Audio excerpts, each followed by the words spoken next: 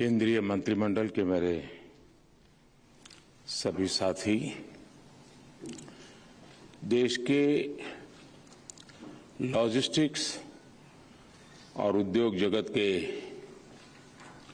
प्रतिनिधिगण,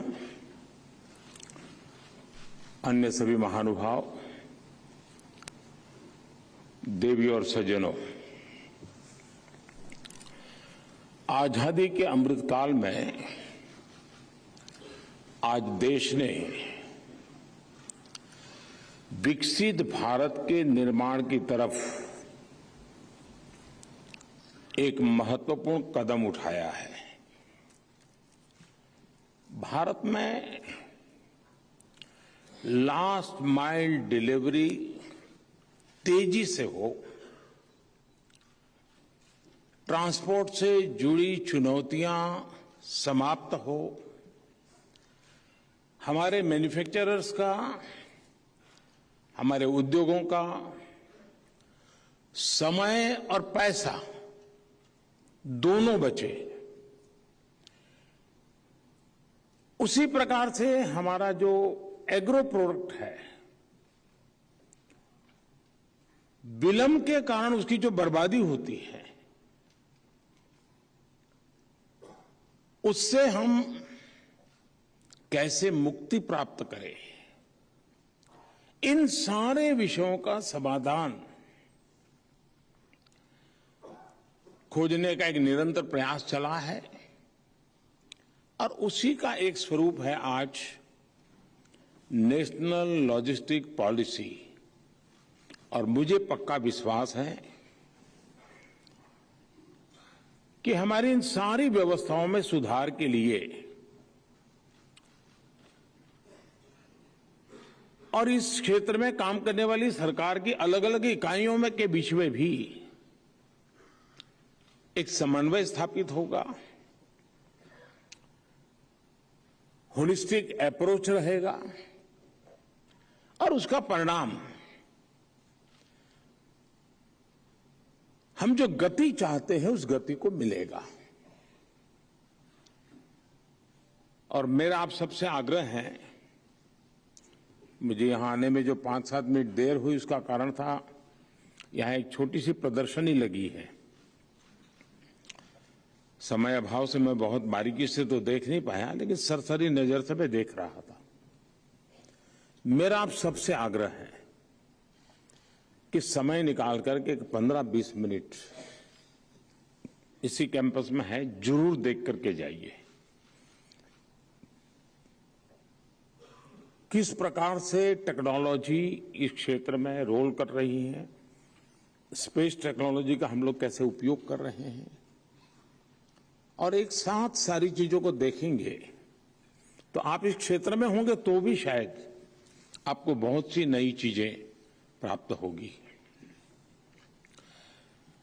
आज हम दुनिया की 5वीं बड़ी अर्थव्यवस्था है।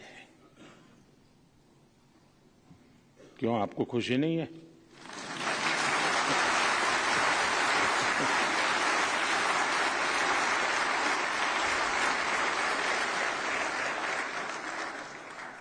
देर आए दुरुस्त आए होता है कभी कभी।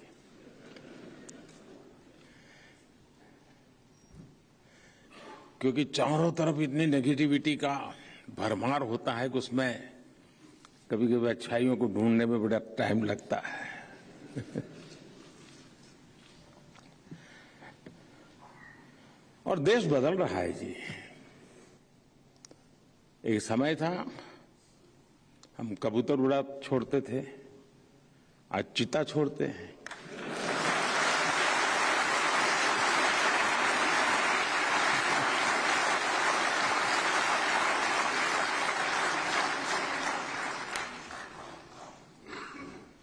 ऐसे ही थोड़ा होता है।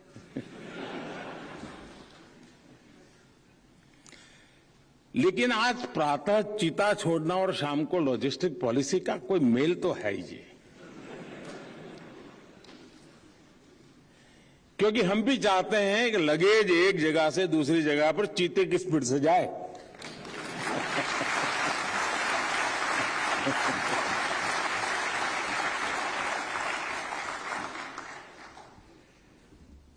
देश उसी तेज गति से आगे बढ़ना चाहता है। साथियों, मेक इन इंडिया और आत्मनिर्भर होते भारत की गूंज सिर्फ भारत में नहीं, बाहर भी सुनाई देती है।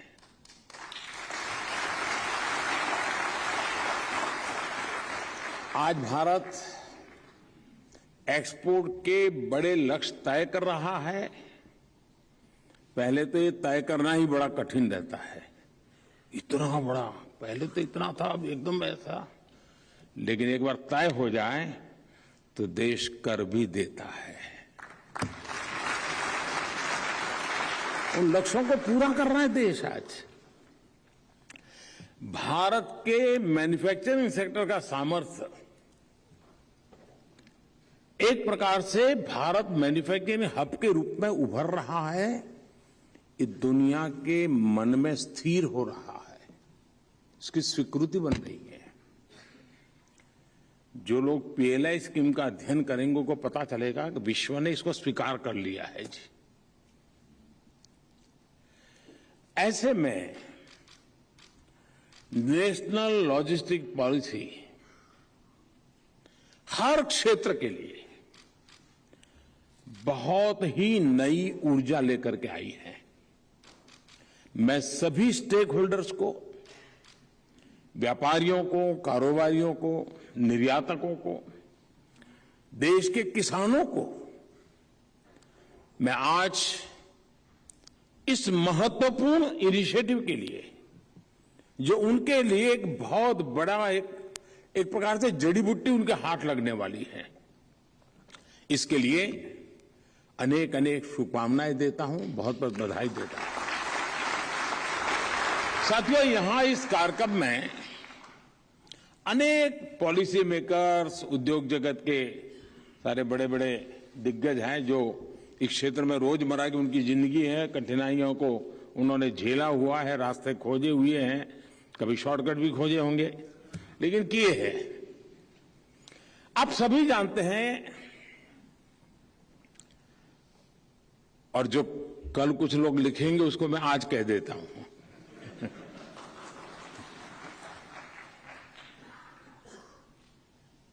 पॉलिसी अपने आप में परिणाम नहीं होती है, पॉलिसी प्रारंभ होती है। और policy plus performance is equal to progress.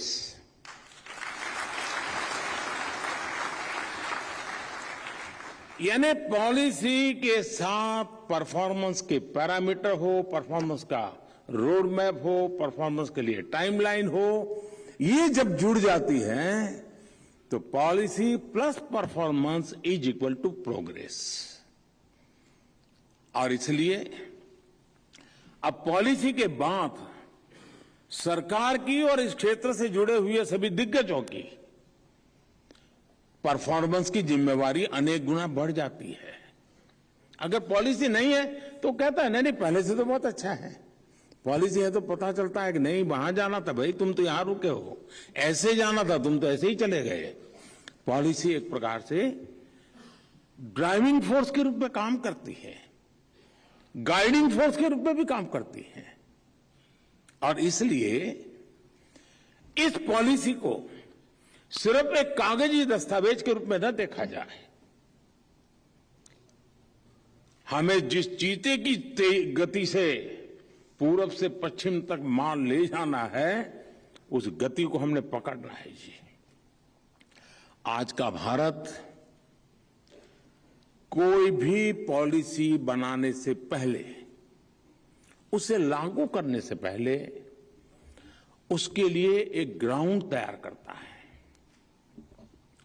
और तभी वो पॉलिसी सफलता से इंप्लीमेंट हो पाती है और तब जाकर के प्रोग्रेस की संभावनाएं बनती है। नेशनल लॉजिस्टिक पॉलिसी भी अचानक एक दिन ऐसे ही लॉन्च नहीं की जा रही है, इसके पीछे 8 वर्षों की मेहनत है, नीतिगत बदलाव है, अहम निर्णय है और अगर मैं अपने लिए कहूं तो मैं कह सकता हूं कि 2001 से 2022 तक मुझे 22 साल का इसमें अनुभव मेरा जुड़ा है।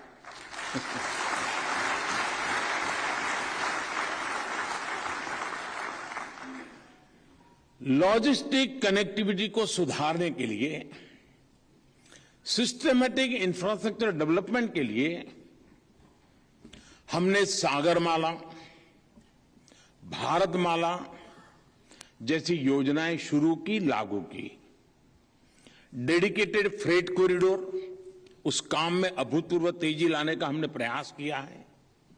आज भारतीय पोर्ट्स की टोटल कैपेसिटी में काफी वृद्धि हुई है।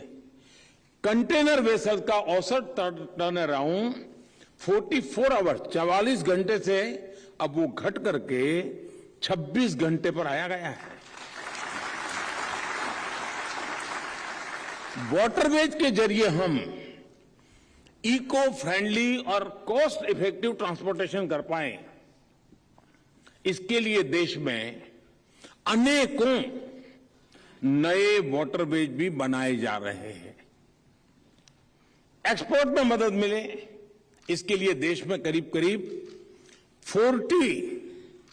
40 एयर कार्गो टर्मिनल्स भी बनाए गए हैं।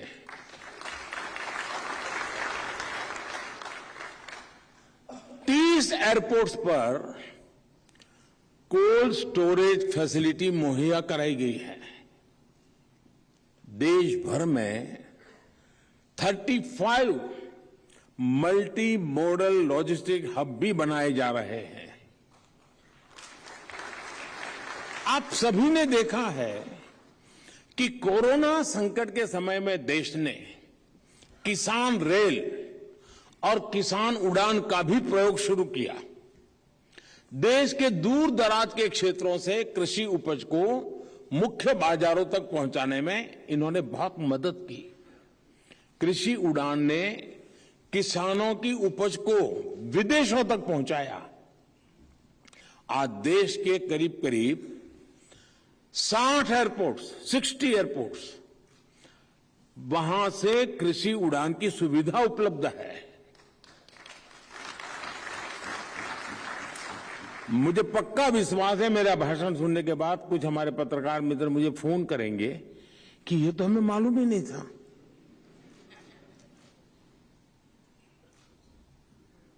आप में से भी बहुत लोग होंगे जिनको लगता होगा अच्छा ये इतना सारा हुआ है, क्योंकि हमें ध्यान नहीं होता है और हम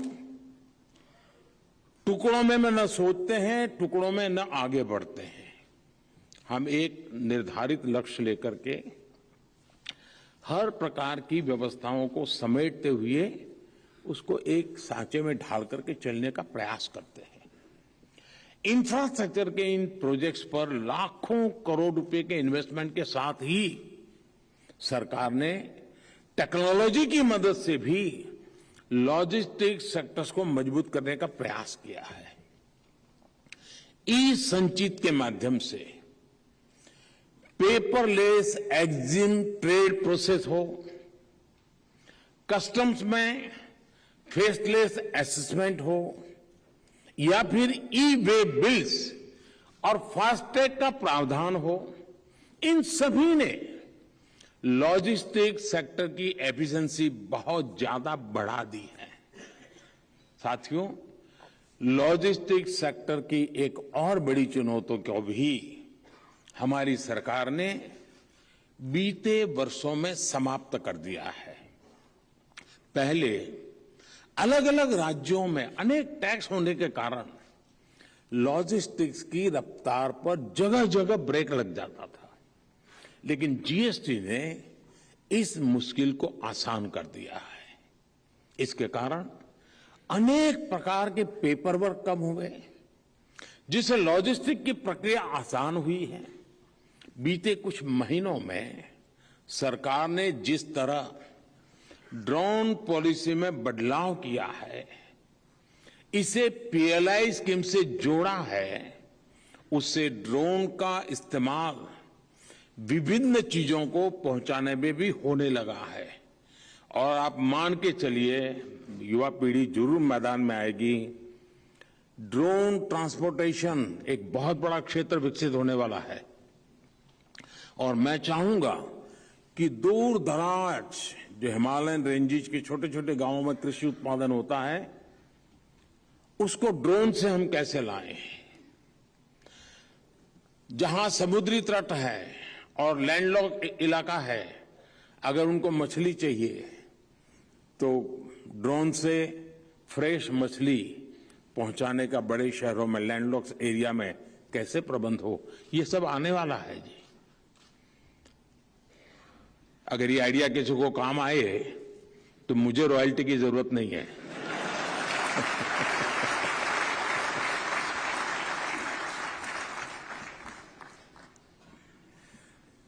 साथियों, मैं इसलिए इन सारी बातों को कहता हूं, खास करके टफ टेरेन वाले इलाकों में, पहाड़ी इलाकों में ड्रोन दवाइयां ले जाने में, वैक्सीन ले जाने में हमें पिछले दिनों बहुत मदद पहुंचाई है। हम उसका प्रयोग कर चुके हैं। आने वाले समय में मैंने जैसे कहा, ड्रोन का ट्रांसपोर्ट सेक्टर में ज्यादा से ज्यादा इस्तेमाल लॉजिस्टिक्स सेक्टर को वो बहुत मददगार होने वाला है और हमने बड़ी प्रोग्रेसिव पॉलिसी ऑलरेडी हमने आपके सामने रख दी है। साथियों, एक के बाद एक हुए इस तरह के रिफॉर्म्स के बाद ही देश में लॉजिस्टिक्स का एक मजबूत आधार बनाने के बाद ही इतना सारा हो चुका है। उसके बाद हम ये नेशनल लॉजिस्टिक पॉलिसी लेकर के आए हैं।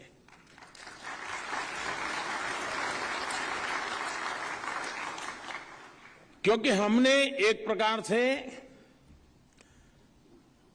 टेक ऑफ स्टेज पर लाकर के छोड़ा हुआ है। अब आप सब साथियों का इसलिए आवश्यकता है कि अब इतने सारे इनिशिएटिव, इतनी सारी व्यवस्थाएं विकसित हो चुकी हैं, लेकिन फिर भी टेक ऑफ के लिए हम सबको जुड़ना है और टेक ऑफ करके रहना है। अब यहां से लॉजिस्टिक्स सेक्टर में जो तेजी आएगी, मैं कल्पना पूरी कर सकता हूं दोस्तों। ये जो बदलाव है वो अभूतपूर्व परिणाम लाने वाला है और अगर एक साल के बाद इसका इवैल्यूएशन करेंगे तो आप स्वयं भी विश्वास करेंगे कि हां, हमने तो सोचा नहीं था, यहां से यहां तक पहुंच गए। देखिए, 13-14% की लॉजिस्टिक कॉस्ट के लेवल को हमें जल्द से जल्द हम सब ने मिल करके उसको सिंगल डिजिट में लाने का लक्ष्य रखना ही चाहिए।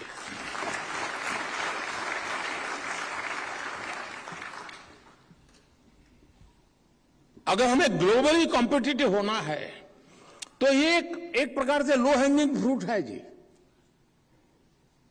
बाकी सारी चीजों में हमें कॉस्ट कम करने में शायद 50 और चीजें मुश्किल कर सकती है, लेकिन ये एक प्रकार से लो हैंगिंग फ्रूट है। हमारे एफर्ट्स मात्र से, एफिशिएंसी मात्र से, कुछ नियमों का पालन करने मात्र से हम 13-14% से सिंगल डिजिट में आ सकते हैं जी।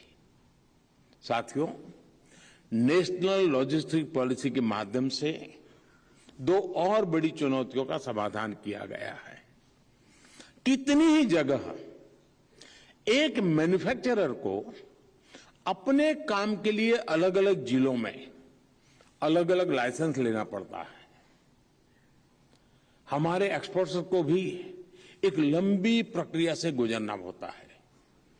अपने सामान को ट्रैक और ट्रेस करने के लिए निर्यातकों को exporter shipping bill number, railway consignment number, e way bill number, न जाने कितने नंबरों को जोड़ना पड़ता है, तब जाकर के देश की सेवा कर सकता है जी।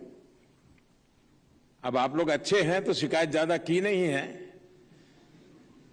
लेकिन आपके दर्द को मैं समझता हूं, इसलिए मैं इसको सुधार करने की कोशिश कर रहा हूं।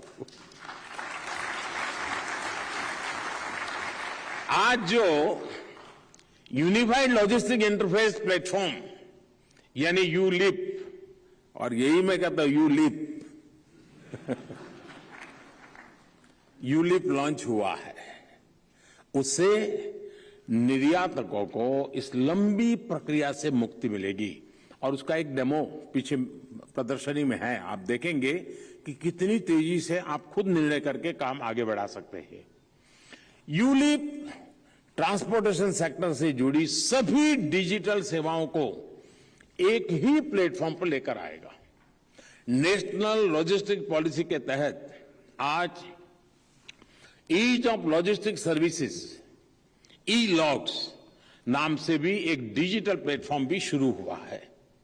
इस पोर्टल के माध्यम से इंडस्ट्री एसोसिएशंस ऐसे किसी भी मामले को जिससे उनके ऑपरेशंस और परफॉर्मेंस में समस्या आ रही है, उसे सीधे सरकारी एजेंसी के साथ उठा सकती हैं। यानी बहुत ही ट्रांसपेरेंट वे में, विदाउट एनी हर्डल, सरकार के दरवाजे तक खट आपको पहुंचाने की व्यवस्था बन गई है। ऐसे मामलों को तेजी से समाधान हो, इसके लिए भी पूरी व्यवस्था बनाई गई है। साथियों, नेशनल लॉजिस्टिक पॉलिसी को सबसे ज्यादा सपोर्ट अगर किसी से मिलने वाला है तो वो है पीएम गति शक्ति नेशनल मास्टर प्लान।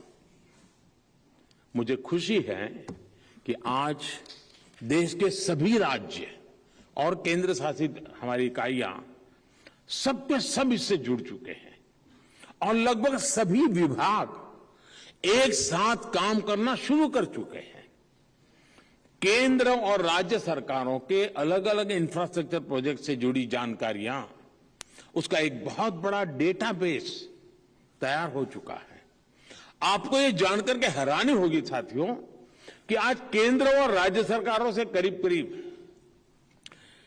1,500 लेयर्स, यानी 1500 लेयर्स की मैं डेटा पीएम गति शक्ति पोर्टल पर आ रहा है।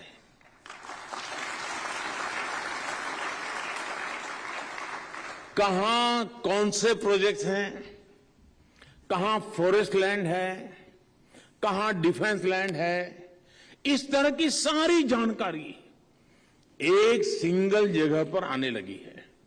इससे इंफ्रा प्रोजेक्ट्स की प्लानिंग बेहतर हुई है, क्लियरेंसेस तेज हुई है और जो बाद में समस्याएं ध्यान में आती थी, उसका समस्याओं का समाधान कागज पर ही पहले से पक्का हो जाता है। हमारे इंफ्रास्ट्रक्चर में जो गैप्स होते थे, वो भी पीएम गति शक्ति की वजह से तेजी से दूर हो रहे हैं। मुझे याद है देश में पहले किस तरह इंफ्रास्ट्रक्चर प्रोजेक्ट्स को बिना सोचे समझे घोषित करने और उन्हें दशकों तक लटकाए रखने की परंपरा रही थी। इसका बहुत बड़ा नुकसान देश के लॉजिस्टिक सेक्टर ने उठाया है। और ये जब लॉजिस्टिक पॉलिसी की बात मैं कर रहा हूं, उसका एक मानवीय चेहरा भी है जी। हम इन व्यवस्थाओं को ढंग से चलाएं तो किसी भी ट्रक ड्राइवर को रात को बाहर सोना नहीं पड़ेगा। वो अपनी ड्यूटी करके रात को घर आ सकता है, रात को सो सकता है।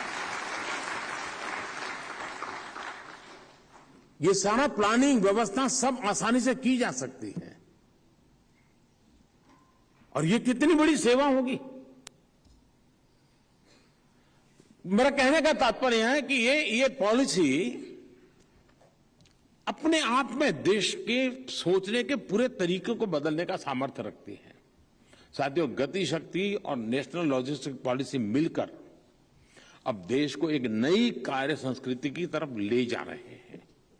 हाल ही में स्वीकृत गति शक्ति विश्वविद्यालय, यानी हमने इसके साथ साथ ह्यूमन रिसोर्स डेवलपमेंट का काम भी साथ साथ किया है। पॉलिसी तो अब आज लड़ा रहे हैं। गति शक्ति विश्वविद्यालय से, यूनिवर्सिटी से जो टैलेंट निकलेगा, उससे भी इसे बहुत बड़ी मदद मिलने वाली है। साथियों, भारत में हो रहे इन प्रयासों के बीच हमें ये भी समझना जरूरी है कि आज दुनिया का भारत के प्रति दृष्टिकोण बदल रहा है। आज दुनिया भारत का बहुत सकारात्मक मूल्यांकन कर रही है।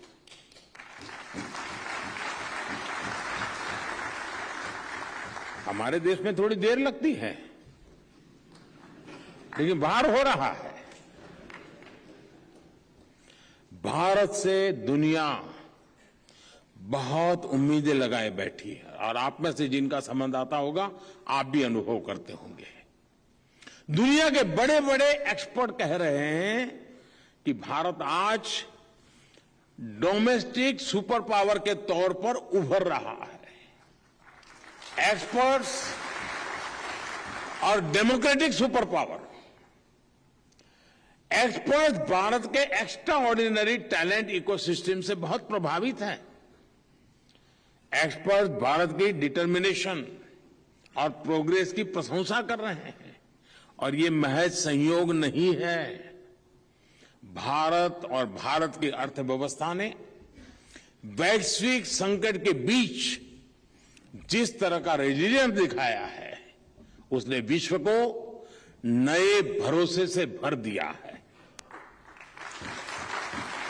बीते वर्षों में भारत ने जो रिफॉर्म किए हैं, जो पॉलिसीज लागू की हैं, वो वाकई अभूतपूर्व है और इसलिए दुनिया का भारत के प्रति विश्वास बढ़ा है और निरंतर बढ़ता जा रहा है।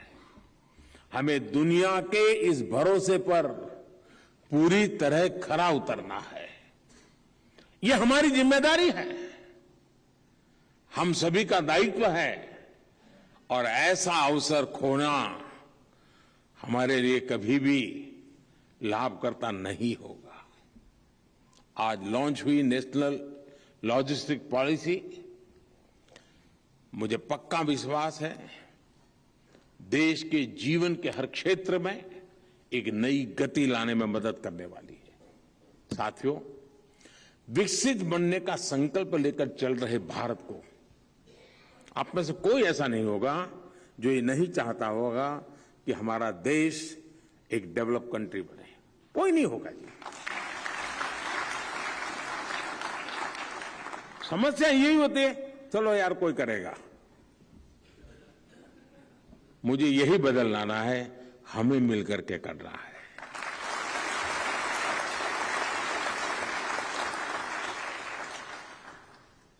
विकसित भारत के संकल्प को लेकर चल रहे भारत को अब विकसित देशों से और ज्यादा कंपटीशन करना है और ये हम मान के चले, जैसे जैसे हम ताकतवर होंगे, हमें कंपटीशन का एरिया हमारा अधिक ताकतवर लोगों से होने वाला है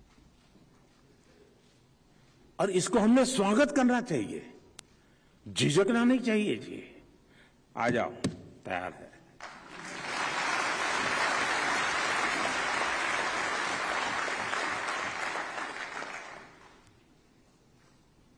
और इसलिए मुझे लगता है कि हमारी हर प्रोडक्ट, हमारे हर इनिशिएटिव, हमारी प्रोसेस बहुत ही कॉम्पिटिटिव भी होनी चाहिए।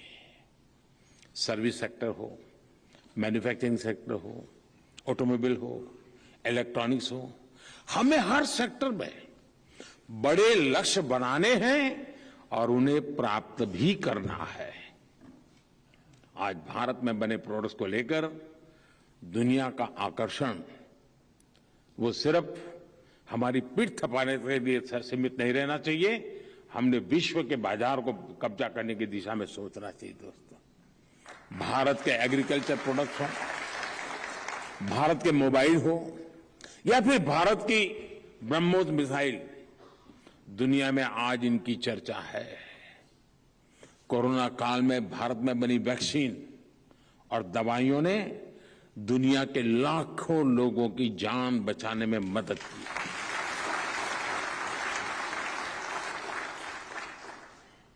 आज सुबह मैं उज्बेकिस्तान से आया, तो कल आखिरी में रात को मैं उज्बेकिस्तान के राष्ट्रपति जी से बात कर रहा था।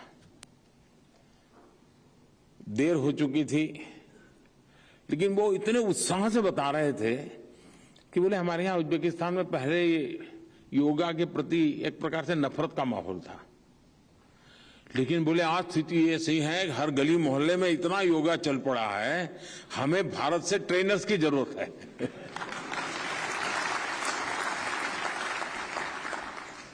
मेरा कहने का तात्पर्य यह है कि दुनिया का भारत की तरफ देखने का, सोचने का नजरिया बहुत तेजी से बदल रहा है दोस्तों। भारत में बने प्रोडक्ट्स दुनिया के बाजार में छाएं, इसके लिए देश में सपोर्ट सिस्टम का मजबूत होना बहुत जरूरी है। नेशनल लॉजिस्टिक पॉलिसी हमें इस सपोर्ट सिस्टम को आधुनिक बनाने में बहुत मदद करेगी। और साथियों, आप सभी जानते हैं कि जब देश का एक्सपोर्ट बढ़ता है, देश में लॉजिस्टिक्स से जुड़ी मुश्किलें कम होती हैं, तो उसका बड़ा लाभ हमारे छोटे उद्योगों को और उनमें काम करने वाले लोगों को भी होता है। लॉजिस्टिक्स सेक्टर की मजबूती सामान्य मानवीय का जीवन ही आसान नहीं, बल्कि श्रम और श्रमिकों का सम्मान बढ़ाने में भी मदद करेगी। साथियों, अब भारत के लॉजिस्टिक्स सेक्टर से उलझनें समाप्त होगी, उम्मीदें बढ़ेगी। ये सेक्टर अब देश की सफलता को नई ऊंचाई पर पहुंचाएगा। नेशनल लॉजिस्टिक पॉलिसी में इंफ्रास्ट्रक्चर के विकास की, कारोबार के विस्तार की और रोजगार के अवसर बढ़ाने की अपार संभावनाएं हैं। हमें इन संभावनाओं को मिलकर साकार करना है। इसी संकल्प के साथ आप सबको एक बार फिर अनेक अनेक शुभकामनाएं। और अब चीते की गति से सामान को उठाना है, ले जाना है, यही मेरी आपसे अपेक्षा है। धन्यवाद।